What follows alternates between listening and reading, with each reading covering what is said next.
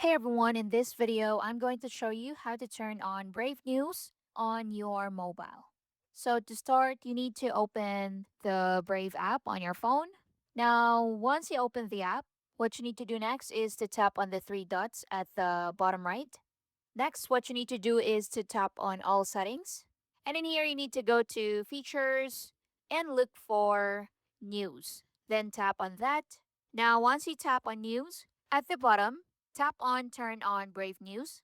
And once you turn that on, down here you have popular rank list of sources, you have channels you can follow, topics that interest you, and following. So manage sources for your feed. So if you click on popular, so here you can see a lot of popular sources. You can click on follow at the right side to follow them. And if you go back and click on channels, you have a lot of channels here that you can follow as well.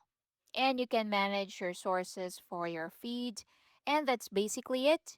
So if you want to turn it off, you just need to toggle this off and just like so. So again, just a quick recap, you need to go to the three dots at the bottom, tap on all settings, scroll down and go to news, and turn on Brave News. That's basically it. That's how you can enable Brave News on your mobile. Thank you for watching. If you found this helpful, please like and subscribe. I'll see you in the next one.